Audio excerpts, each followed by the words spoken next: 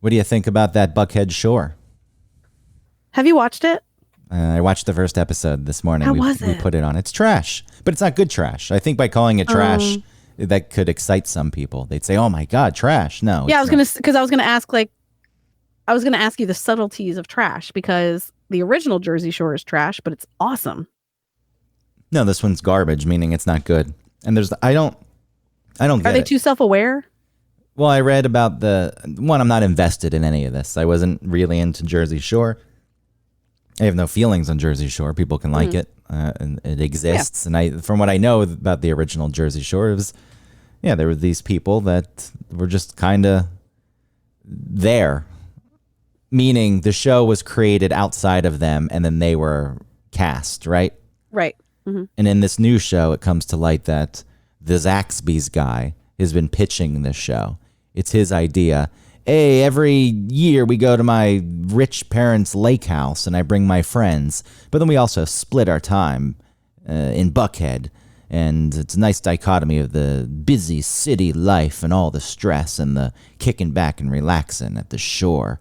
It's not a shore. It's not even Lake Lanier. It's a different lake, and I can't remember. What lake is it? It's like 100 miles away from Atlanta. Oh, is it the one that's like north of Lake Lanier? Yeah, I think it is north of Lake Lanier. Is it Oconee? No, it's not Oconee. With this one, they're all friends, and then the only drama that's been manufactured, and I've only seen the first episode, is the main guy has invited his ex up to the house. Oh, the Zaxby's guy? Yeah, but he's also got someone else that he's been dating. And the ex at some point sent a text message to the new girlfriend that said that Yeah. she had been either talking to or hooking up, I forget, with the boyfriend. So now the girlfriend is coming up and the ex is at the house. It's like, who cares? Who fucking cares? I Oh, don't I'm give a kind of in. shit. I'm like, ooh, what? No, because when you want, she shows up, the ex shows up. I'm only Yeah. here to get to the bottom of this. I was like, no, yeah, that's the only reason you're here. You're not here to be on TV. Yeah, to that's be- a good point. To be the conflict in this very boring show about these people that we don't care about, that aren't interesting enough to grab our attention. It Even though sounds this- more like the Jersey Shore Family Vacation, which is, the dying sister show of Jersey Shore. It was like when they were all they're all married, not all of them. They're married, and some of them have kids, and they're like, "Mommy's weekend, wow," and they've all, they all know each other. Angelina, was kicked out early, or she left. She wasn't really. She was a fun part of season 2, but nobody really liked her and whatever. So they, surprised the cast. One of I think Mike or Paulie or something, surprised everybody with Angelina coming. And there's this one shot where the door it's supposed to be like, oh, someone's at the door. Weird. Let me go to the door and check and see who's at the door. And the one person knows it's Angelina. But the camera work is so bad. It's like the door opens from the perspective of the person opening the door, and she's looking right in the camera saying, like, "You think I'm a dirty little hamster?" And then it cuts to Mike's reaction, like, "Whoa!" So that was filmed ahead of time on as a third person there. I don't. It was taken from so it was just like, ew, this isn't authentic. I was trying to give Family Vacation a chance. Oh, but they and betrayed you. I'm sorry. I'm sorry that they lost. They did. They lost your trust because they set up a before scene. that, stuff wasn't as manufactured. That was so manufactured. I'm sure that annoying. these new people, which by the way, they're not that young. They're not old, but I think the main guy is 33 in the new Buckhead Shore. Mm-hmm. And then everyone else is like 27. I'm sure, though, in their minds, because the Jersey Shore cast isn't happy about this show existing, they're thinking, get out of here. You're the old dinosaurs. Your time is up. It's our time. We're the new class. And I don't think they have what it takes. I think the show, they're not going to go out. There's not like clubs at the beach, the shore, where the fuck it is. What is it? A lake shore. I guess it is a shore when it's on a lake. I mean, there is a shore, but it's not the shore. So I don't know. I think they're splitting. No one in Georgia says, let's go down to, Lanier Shore. No, it's not linear. It's not linear. Or Oconee Shore. It's not Oconee. I know it isn't, but I don't know what it is. So It is. I had it. I looked it up earlier. Oh, I have no clue at this point. I don't want to waste the time on this. I only brought this up because I knew it would loosen you up with the current Yeah, it events is. in the Thank world. you. It's distracting me. I have really nothing more to say than it. What is the fucking lake? My God, this is going to drive me. This is the way to do it. Just distract. I'm making a blanket. I'm crocheting a blanket. Oh, the first article that pops up. Where's Buckhead Shore located? The sun. This is never going to load. The sun takes all the processing power your computer has. It's telling us what Buckhead is. I guess most people don't know. Oh, on WSB TV. Hold on, .com. Lake Burton. Lake Burton. Oh my God, it took that long to find that stupid piece of information. I've never heard of Lake Burton. Either. What a crappy payoff.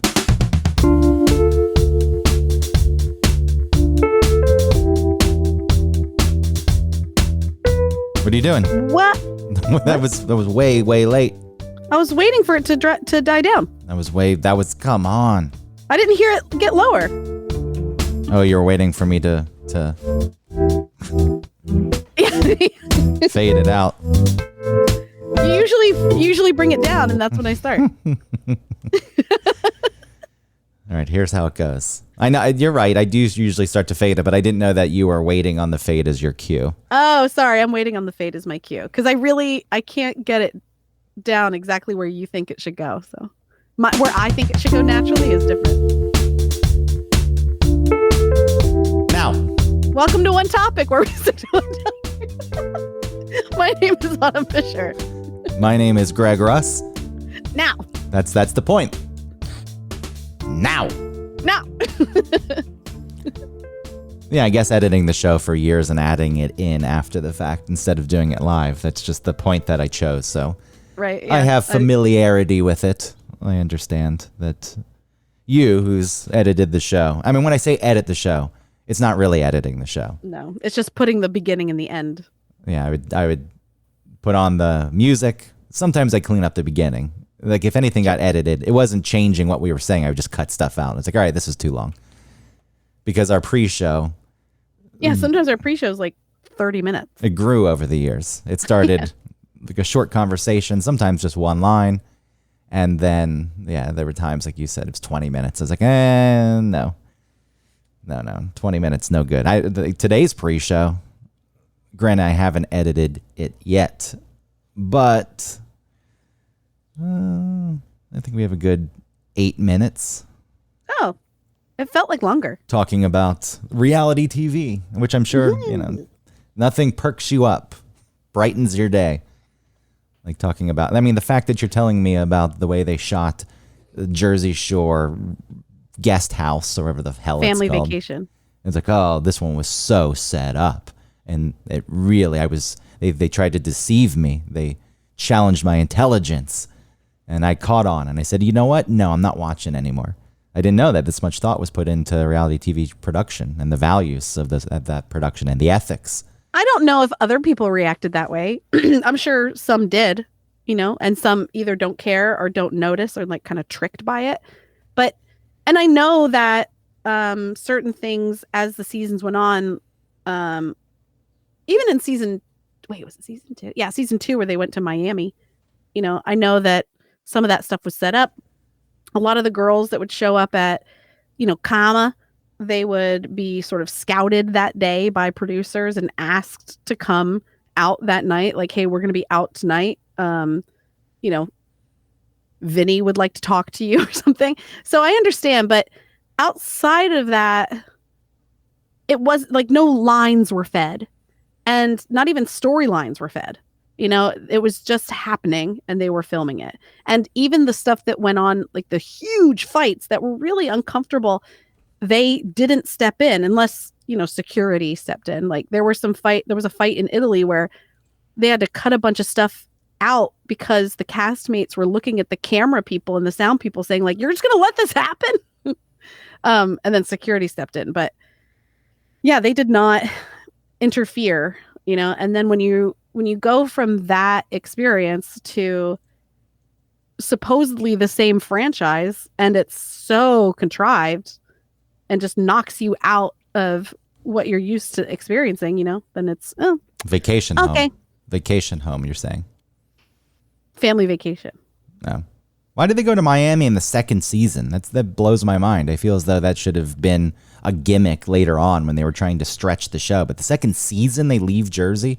I think because they filmed it, they didn't know. They filmed the first season, then they didn't know if it was going to be popular, right? Like how well it was going to do. And then it did so well that they were like, this is cheap as shit. Like let's keep going. But it's wintertime in Jersey.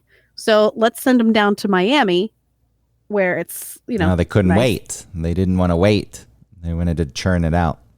And then they came right back into the Jersey house for the next, for that summer. And then they sent them to Italy. I mean, good for them. And then they were back at the house, directly from Italy. They sent them back to Jersey Shore, and things got weird because they were all exhausted. Mike had gone through withdrawals in Italy because, he couldn't get his pills that he was on, his like Vicodins or whatever he was on.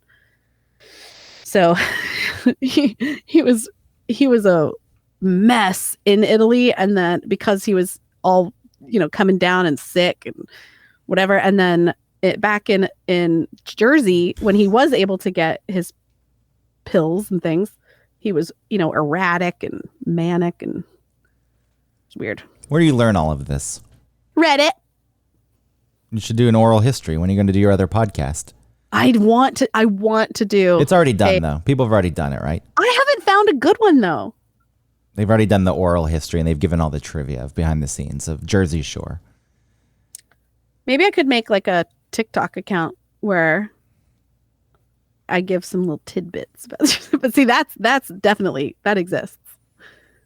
I mean, good for these people. They made a career of it most of the time. I think anyone previously who stuck with their reality fame had to do that Road Rules Real World Challenge shit on MTV. And they did that forever. It's like some of those people have been on since the beginning. Well, because you got your show. Let's say you were on Road Rules the first season. Was it one of those guys? Like, I feel like I forget their Kit is who I remember from the first Road Rules. Which she's made a career, right?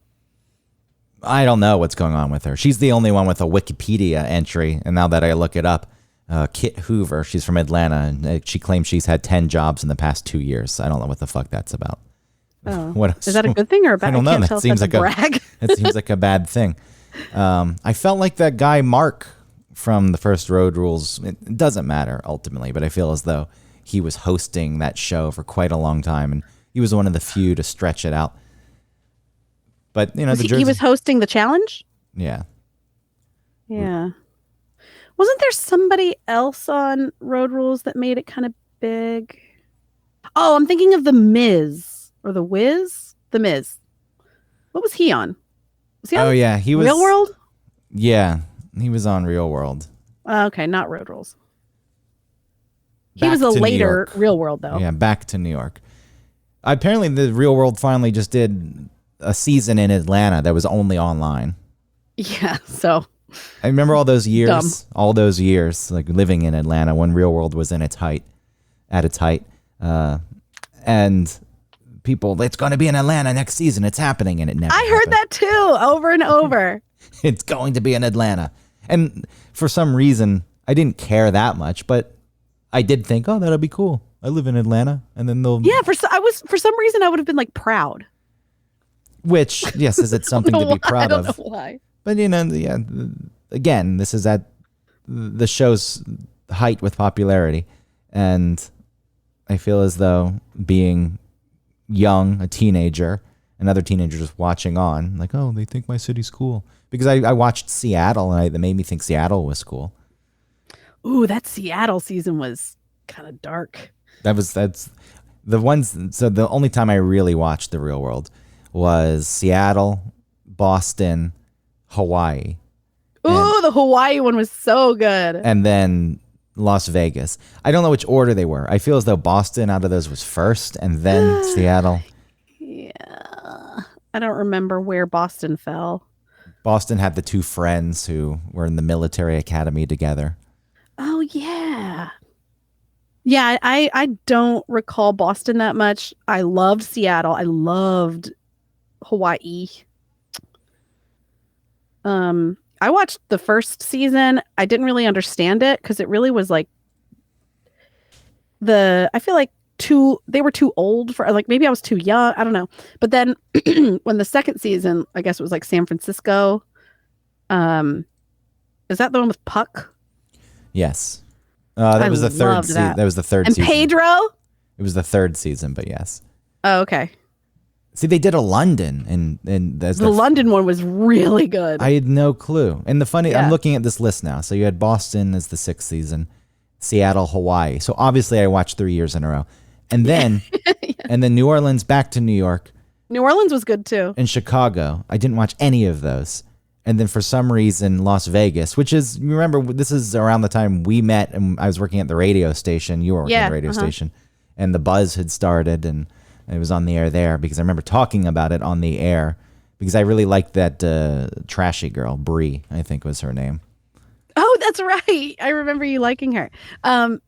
That was when I stopped liking The Real World, when it was in Las Vegas, because again, it got like too self-aware. The first thing they do is like they're all in the jacuzzi together and they're like, blah, blah, like, let's get so much drunk. Bryn, by the way, was her name. And I shouldn't call her trashy. I'm sorry for that. Who am I to make such a judgment, right? Sure. Who am I? Cameron, I think from that season, is on Southern Charm. I don't know what that is. Southern Charm is a Bravo show with like fucking racist. How do you go from, so it's all rigged. You go from one reality show to another. At this point, you're just a reality show actor. And then her sister was on Survivor and might have won, I think. If she didn't win, she got really far. And she was very popular. So they're like a reality show dynasty. I'm thinking about why I called this, it's called Bryn Trashy. I think it's because she was from a small town in my mind. You know, this is my elitist attitude. I was like, oh, from a small town with her stupid beliefs. I don't know. Well, she was I'm looking at the cast. I think she looks the most, I don't know, not trashy. Well, whatever. I shouldn't be labeling people Upper class. such adjectives. I liked her. I thought I could parlay my radio stardom in a God knows what 10-watt radio station that nobody could really pick up. I was like, oh, I can relay that into an interview, and then I'll charm her and win her over. She has a look. She has a very 90s look. I thought that in my mind, it's like, she's on TV, I'm on the radio. Yeah. That's equal.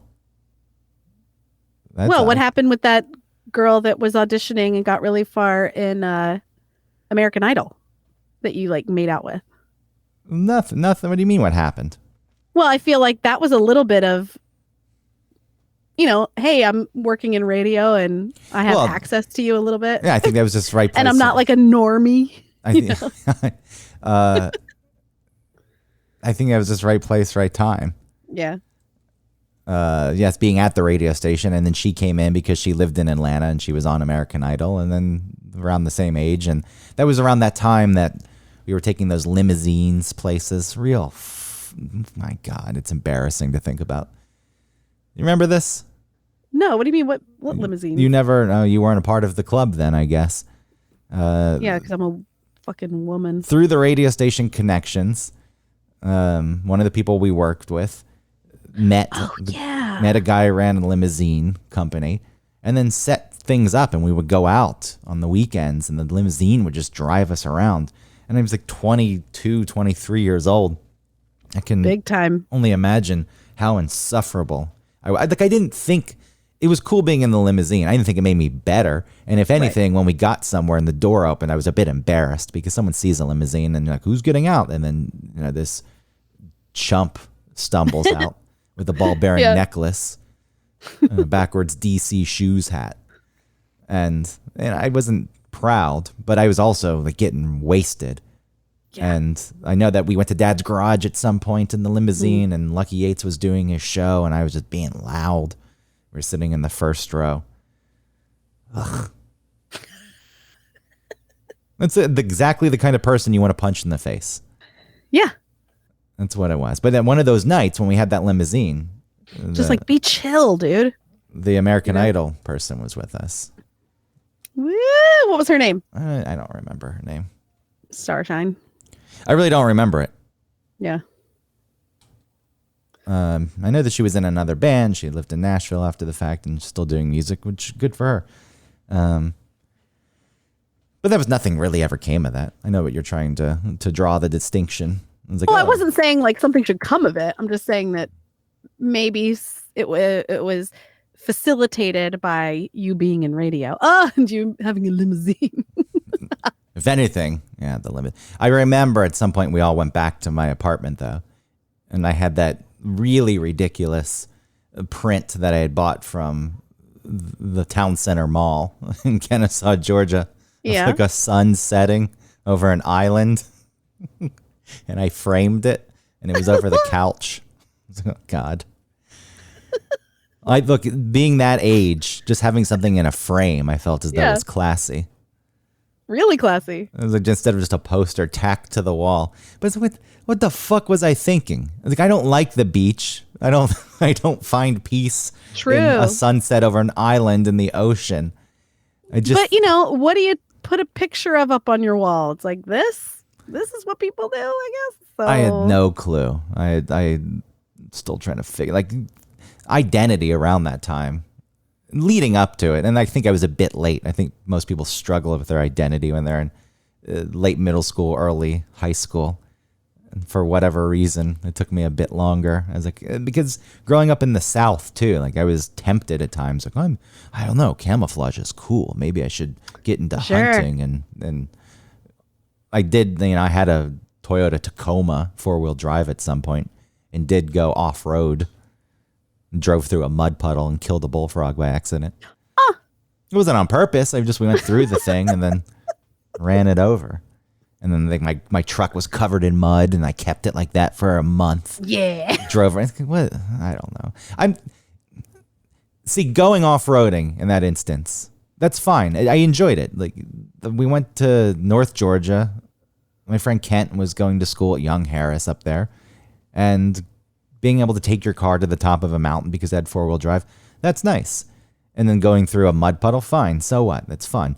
But then leaving it there, that's the line. Leaving it's saying something about who I am. What's it saying? That's not even who I am. Again, you're just trying to sort of I felt like during the not the age group you're talking about, but before, like middle school, maybe the start of high school, it felt like you're just trying things on. You're just trying on different sort of outfits or costumes to see which one fits. Yeah, it's a good way of putting it. And everyone. Is her name Nikki? Who? The girl that you kissed. I think she was on season 1. No, that's not her name. No? No, it's not her name. I don't remember, but it's not Nikki. Like I would, if I heard it. No, if I heard it, I would remember it. Yeah. Nikki McGibbon. No, no. Kibbin. No. All right, sorry. You really want to figure that out? Yeah, I do. Oh, wait. Yes. I see her. Her name is Vanessa Olivares. Yes, that was it. Yes, I see her now. Now she looks just like season 1, who I just said, Nikki, whatever. All right. You're vindicated. Yes. Well, that's who it was. Okay. I changed the way I did my blush because I liked the way that she looked. She had like a fun look. Oh, you're mimicking her. No, I just thought like, oh, I'm gonna try my blush there. Didn't really know where to put my blush. Started putting it on my cheeks, on the apples of my cheeks. Anyway. What an interesting time. I guess in a weird way, they wasn't the way that we were living at that point. Well, no, I was going to say if it was filmed, it could have been a reality show, but it's not that exciting. That's the thing. Well, I think that when you're in it, That's why these things are manipulated to begin with, because most life Right. isn't that exciting. Yeah, I can't imagine. Like if you could get a hold of the Jersey Shore, just straight, just feeds, of what's happening. But I guess that's kind of what happens with Big Brother, right? They kind of just are filmed. Yeah, editing, that is a nightmare. Going through hours and hours and hours of footage. I mean, actually, as an editor at that point, you're just cutting to time codes and what people told you, but producing and the story producer. Oh, that's true. I mean, I guess it also depends, but those things have to be turned around so quickly, and they really aren't easy to piece together because you do have so much footage and you have to form a story out of it.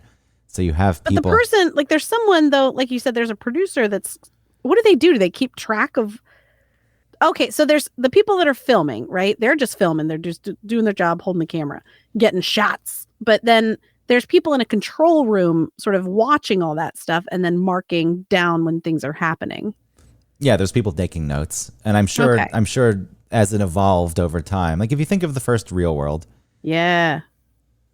I don't know how authentic it was. Meaning, there was probably some kind of manipulation, but also just putting people in a confined space and giving them booze, and bringing different people with different outlooks together. I think that was the most that they did because I think as Real World developed, I think it was about here's a lot of booze. Oh, and here's some little things that happened to you. Let's film that, like here's some sort of, I just remember in one of those, I think it was San Francisco, they found a dog and they were figuring out how to like get a home for the dog or maybe adopt the dog or something. And then, but in the previous season, I think that it had happened to them too. And I thought, hey, wait a minute.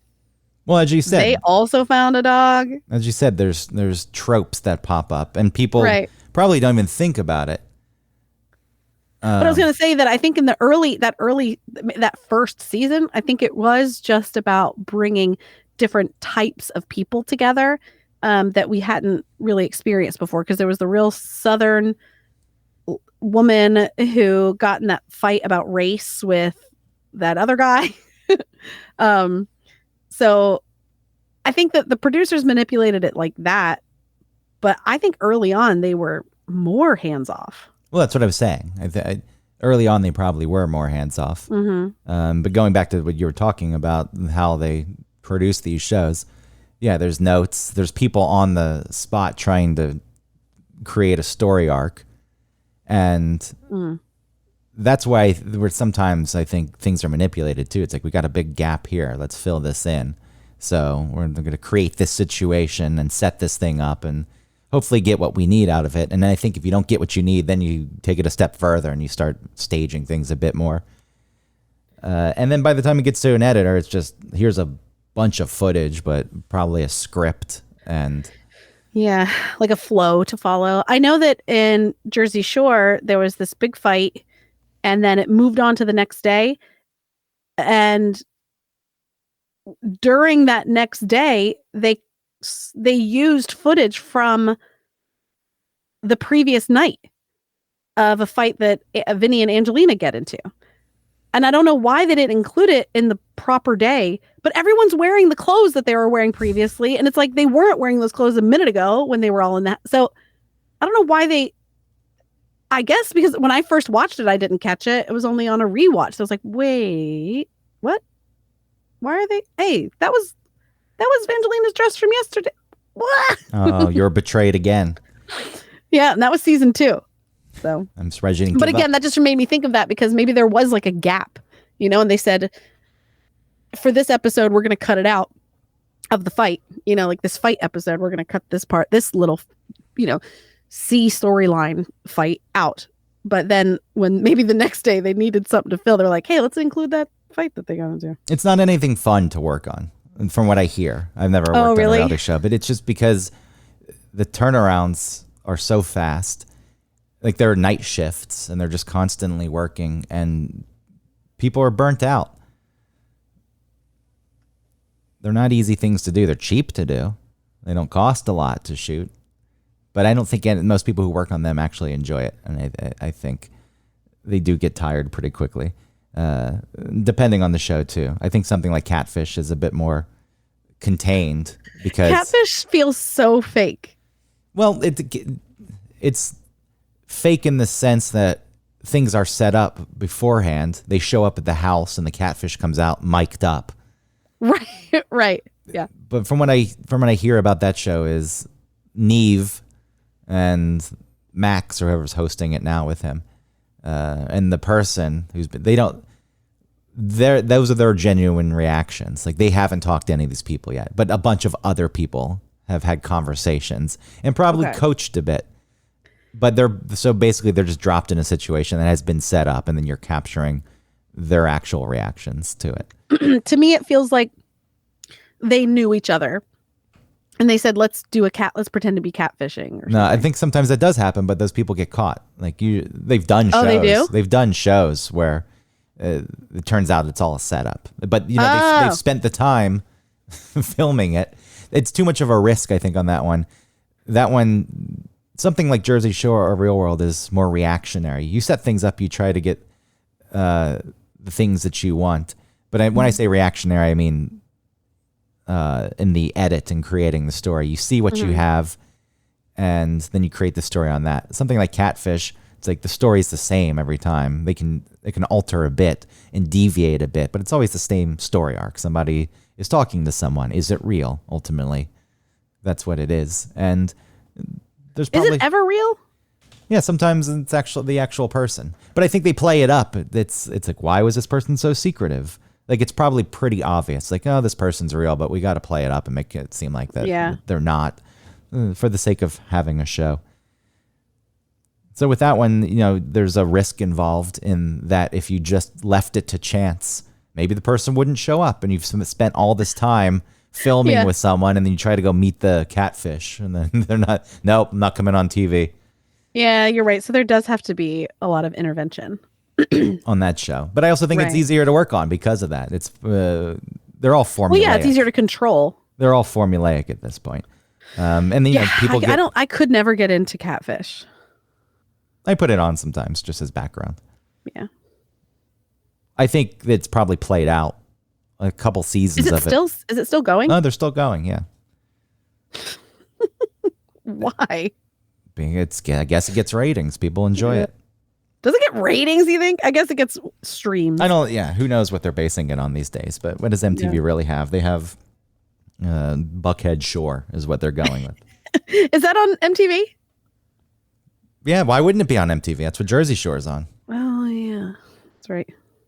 Why wouldn't it be? I just think of it on Hulu. I don't even think about it as MTV anymore. Did you ever apply for any of these shows? Did you ever dream of being on one of these shows? I made a video though once, like an audition tape. For which one? For Real World. What was it? It was so stupid. It was me, introducing myself and saying, it's embarrassing. I was saying that like I wasn't going to be as wild as some of these people are. Like I'm going to be the normal one. And I was thinking, and then only later when I was like, why would a producer ever want someone who's just going to be like regular? Well, I never wanted to be on one of these shows, but if I thought about it, I thought about lying to the producers, making it seem like I was going to be drama, and then actually just living my life as I live it, where it's like he's just sitting on the couch again. Yeah. He's just sitting there. He's not doing anything. He's avoiding conflict. He's not engaging. And this is really boring. And then they would just not include. But it would happen naturally because they would ply you with booze. And especially back then, you would have gotten silly. I mean, and people will have you may not do something, but you probably would bother others, and then they would get to react, and then it would be like a thing. That would be the plant. That would be the mole, the producer's friend. Like, go to Greg. He'll stir shit. Oh, yeah. Trolling. That'd be kind of fun. I wonder if there is a person like that in the cast of these shows. That they go to that person more than others to help get things. Well, I do think that some people, I'm thinking about Jersey Shore just because that's the one I've seen the most recently. That I think that some people are better at playing the game and, like I said, talking behind, making sure that if if they hear something that could be slightly construed as, shitting on someone else, then they'll make sure that that person finds out about it. And I don't know if that was sort of explicitly said as a producer to go do that. But I know that in the confessionals, not the ones that are individuals, but the ones that are like afterwards, when the producers sit them down and ask them questions, sometimes they'll say, hey, someone in the house is saying this about you. What do you think about that? Blah, blah, blah, blah, blah, blah. And then it's like, well, who do you think it was? And then they'll sort of plant the seed that it's like, yeah, Snooki's talking shit about you. So it'll be, and you know what happened in Jersey Shore? There was all of this stuff that happened, that Ronnie did at the club. Who's Ronnie? Ronnie's the stupid fucking one from the Bronx. He's the one who went to jail. No, that's domestic abuse. Oh, domestic. Yeah, I didn't know if he went to jail. No, maybe he didn't go to jail. So I don't know. I don't want to spread false information. Allegedly. No, Ronnie, but Ron and Sam. Okay. All their fights. Anyway, so there was all of this stuff that was eventually told to Sammy about what Ronnie did, but it's hard to explain. But anyway, the point is that the next season they immediately went from Miami to Jersey, and during Jersey, like 2 weeks into it or something, the producers sat them all down and let them watch some of the final Miami episodes so that Sammy could see what happened. So while you're watching the third season, there's kind of this shift that happens. And if you don't know this information, you don't know why it's happened. Like, why is Sammy freaking out all of a sudden? Like, you're obsessed. You're absolutely obsessed. I'm not obsessed. I just know. Why? But it takes effort and time to learn these things. It's fun. It's a soap opera. I know, a real life soap opera. Ronnie and Sam were taking home $80,000 an episode. That first season, they made nothing. No, of course they didn't, because they weren't established. They got free booze and free food, but all the money that they had came from working at the store, at the t-shirt shop. That makes sense, though, because you bring people in, and of course they're going to do it. If someone said you can go live in this house for free and we'll pay for your booze and your food and you'll be on TV. Yeah. And you're 22, you'll say, yes, I'm there. Why not? And then when it becomes successful, they should get paid more. Mm-hmm, absolutely. Because the money's there. That's the same thing, with pro athletes. Should they get millions of dollars? You can argue that that's ridiculous. But in the context of that industry, the money's there. So either the money goes to the owners or it goes to the players. Sure. And the players are the one putting the product on the field. You can say that the owners ultimately are the ones doing that. But yeah. No, but the players are the ones that are sort of risking their bodies. Yeah.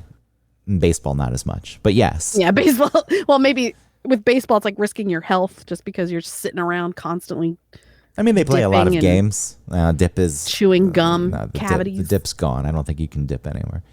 But in that world, though, it's like, yes, it is crazy that someone gets paid that much money to play a game. But they should. Because if they don't, the money doesn't just disappear. It doesn't go to us. It doesn't go to good causes. It goes into the owner's pockets. So same thing here. I'm glad that they're making $80,000 an episode. Was the cast all paid the same? I don't know. I don't have. So this quick blurb says the last member to join the show, Dina, was only earning $40,000 an episode. Dina Weena Cleaner. I don't know what that reference is. She's a blast in a glass. But only $40,000 an episode. So I guess that's her first season. I'm sure on the second season she was on. DJ Pauly D apparently has a net worth of $20 million. Well, that's because he's a DJ. Vegas DJ, yeah. Okay. But still, I mean, he parlayed his fame. Yeah. He did a good job. I think he and Snooki are probably the most successful. Because Snooki started a sort of clothing store. I think she has 2.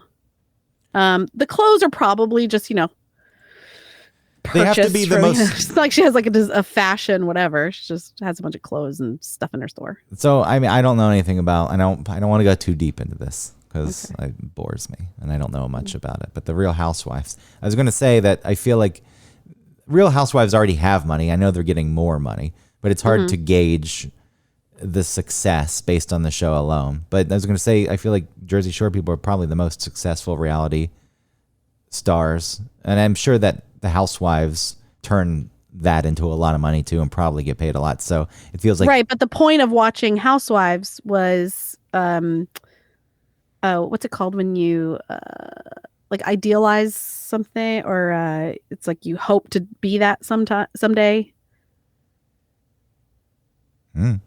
What's that phrase where you're like, I hope aspirational. It's like aspirational TV watching, like you know who else you're right. I think Jersey Shore, I think when you start with people that were just regular people, real chumps.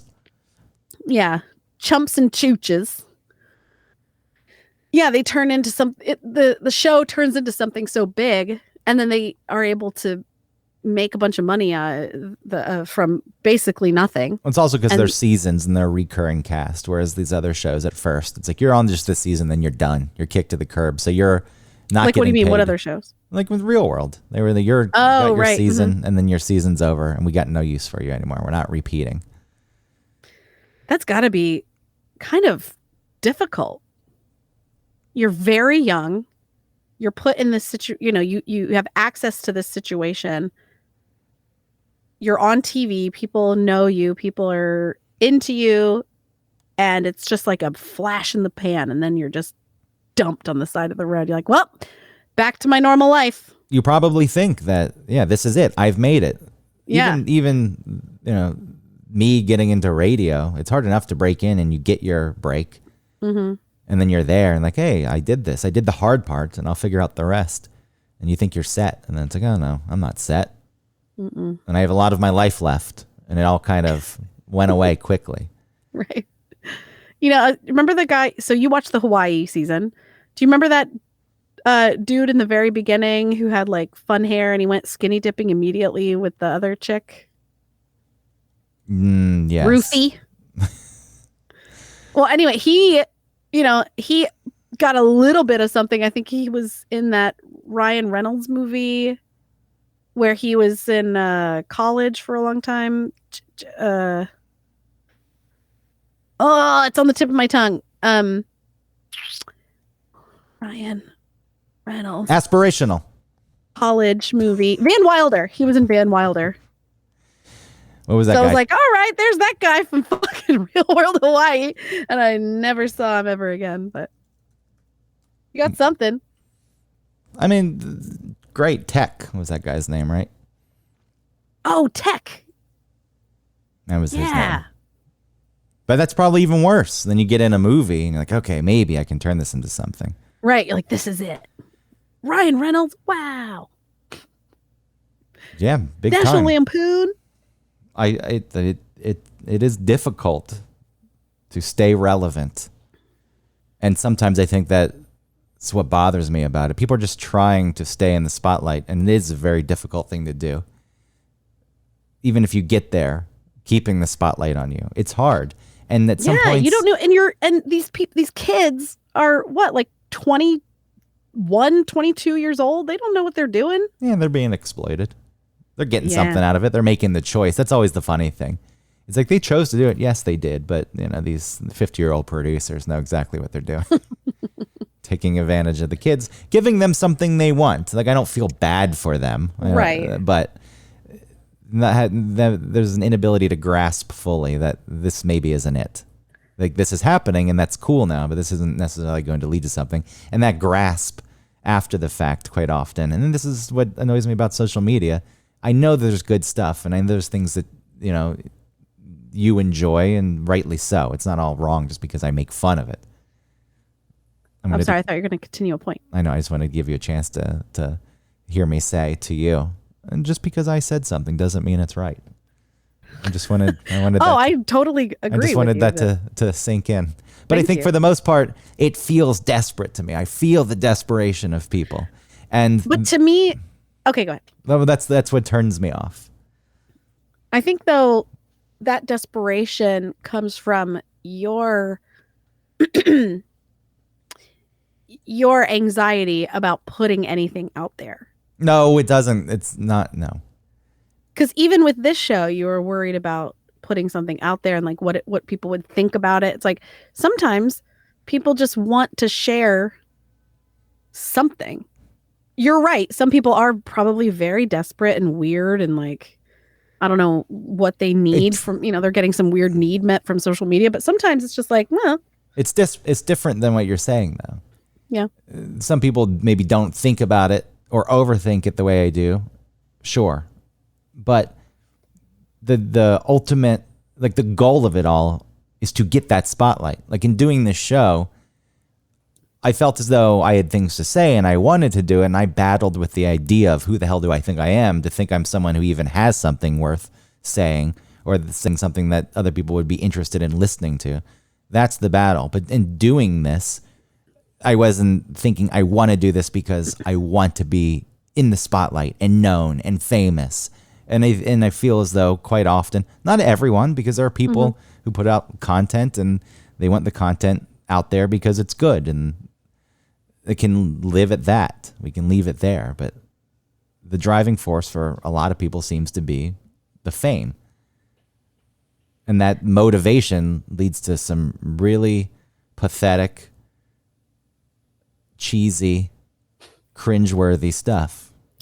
I agree, but I think the number of people, or maybe it's just my experience with my For You page on TikTok. It's just maybe the people I follow or that I come across don't seem to always be as sort of hungry for that fame. But well, go ahead. I want to. Well, there's this one video that keeps popping up, and I keep saying I dislike it. To stop showing stuff like that to me.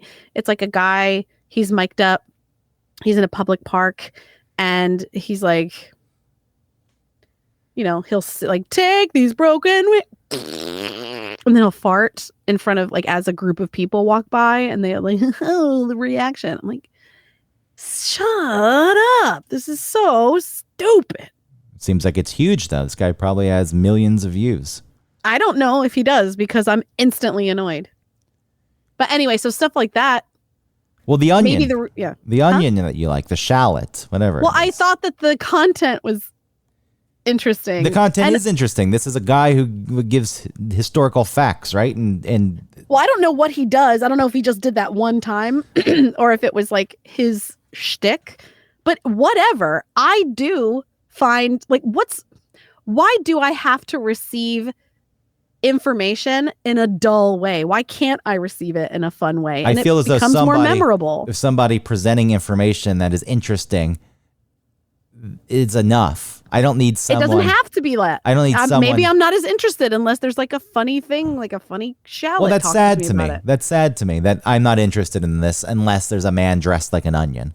And then it's not that I'm not interested in it unless. It's just you won't even give it a chance. I wouldn't have sought it out. Yeah, you wouldn't even give it a chance.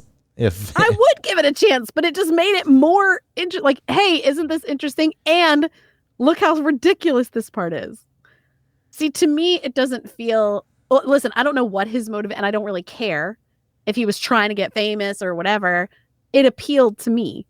I felt like those two things could live on their own. This content was interesting, and it was kind of ridiculous and made me laugh. And the fact that he's like this serious thing that he's telling me about and I'm learning something is coming from a stupid shallot. And then let's back up even more in a TikTok, an app that was originally made where people were like lip syncing to things, like it's stupid, but whatever. I still got the information. It's still cool. And I guess as long as you're getting the information, if that's what it takes. I just wish it didn't take that. It doesn't take that's what that. it took. That's what it took. No, it doesn't take that. If it was a person talking and it was interesting, I would have stayed and listened to that too. All right, but it just happened to also be funny that it was in a shallot.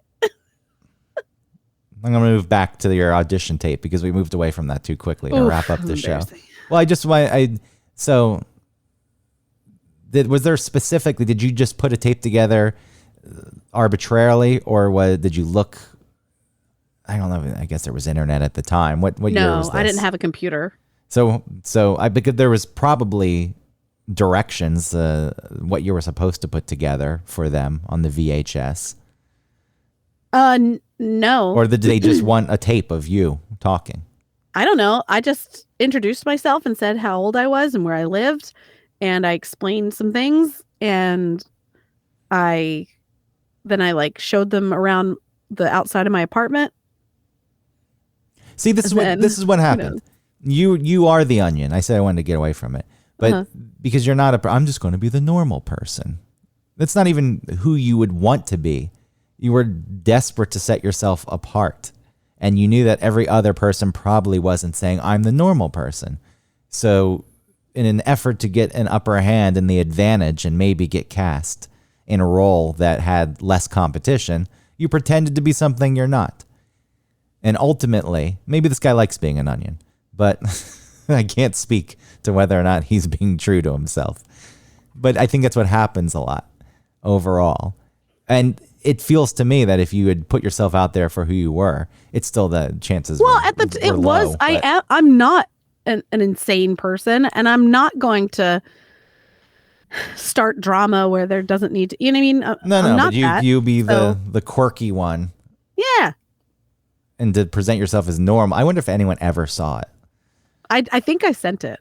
I know I wonder if they saw it though. Like, yeah, there's probably so many coming in that not all of them got watched.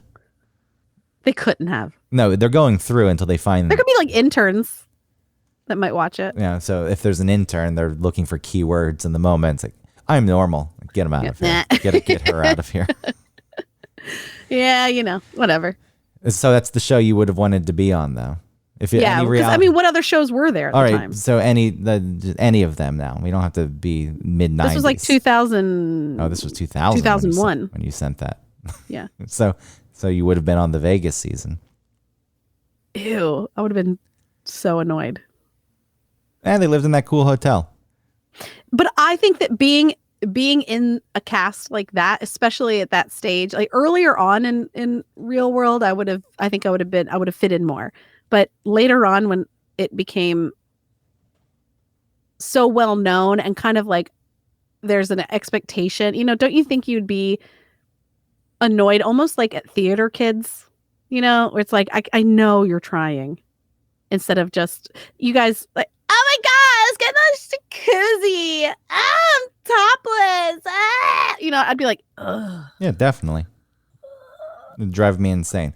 So any of the shows, if you could be on any of these reality shows, and a right lot, now? Yeah, any time of history.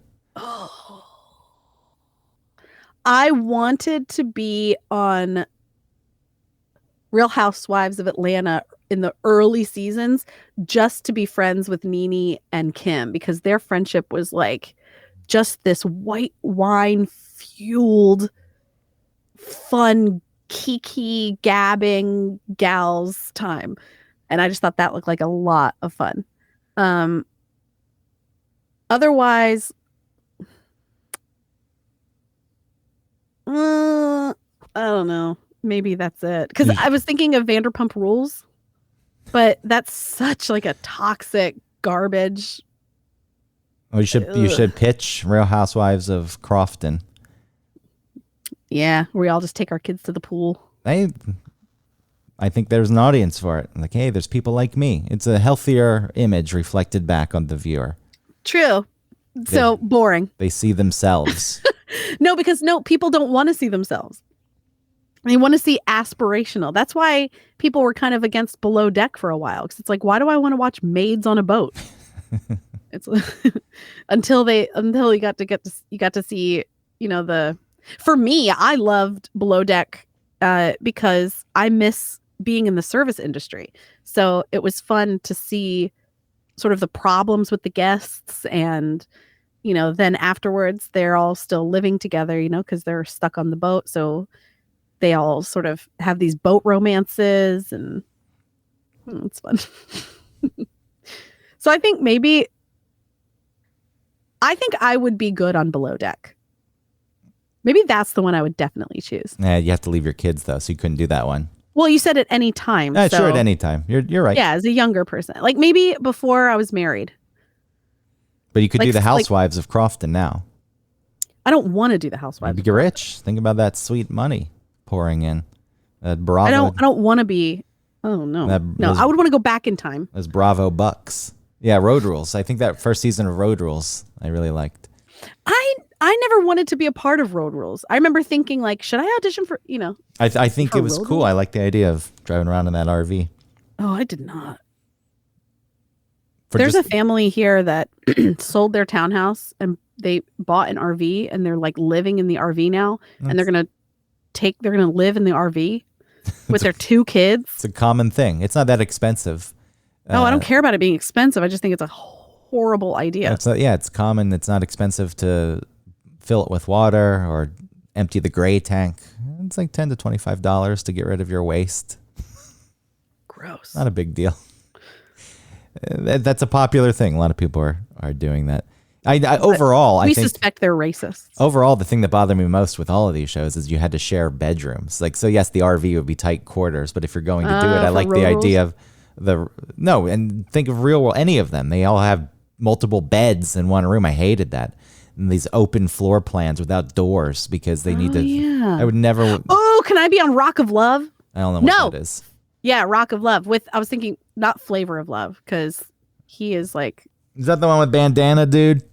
Yeah, Rock of Love from Poison. Oh yeah, Brett. Yeah, Brett Michaels. Yes. What a weird one. Ooh, that show is absolute garbage, but so much fun. I'd go on Love is Blind. I'd give them exactly what they wanted. In the pods, I would make everyone fall in love with me. And I just say that because I turn on my charm. And there'd be no way that they couldn't. And then so that would be great. It's like, every woman wants Greg to propose to them. Mm-hmm. And then so that would give them a good story. And then I'd pick one. And then immediately I would be repulsed about the fact I was being forced to live with someone and they were invading my space. And so it would be such contrast to what was in the pods that it would give them a great story too. And they'd say this was the best cast member we've ever had as far as compelling storytelling goes. Was that the one where they just talk over the wall, right? Like through the wall? Yeah, they don't see each other. Right, okay. They talk and then That was an early pandemic show. Yeah, they've had their second season now and the third's coming out. Yeah, I've heard people like it still. And there's a Japanese version that's very interesting. Ooh, konnichiwa. And then there's the Brazilian version, which is the complete opposite, just far opposite as the Japanese version as you could get. The American one falls somewhere in the middle of the two. What happens in the Brazilian one? It's just everything, screaming and yelling and jealousy. And if you like trash TV, that one's for you. The Japanese one's very reserved and polite. How do they let the other person down by saying like, no, I don't want it's surprising. Like, and the women are stronger, which I think is a shift in Japanese culture. But there's this idea that men were calling the shots in Japan, and women were a bit more submissive. But most of the time, they're the ones like, I don't like you. You're not going to meet my needs, and you're kind of a loser. But they say it in a nice way. That's what I mean. How do they say it? I want to check it out. Hello? Where did you go? Oh my God. Look at this. Now Autumn's frozen. Okay, I'll wrap up the show. Hoff and Pepper. Delicious hot sauce. Made by the hand of a pro and somebody who cares. Check them out. hoffandpepper.com. Use our promo code ONETOPIC for some percentage off when you buy delicious hot sauce made with love. I don't know why I'm speaking like William Shatner.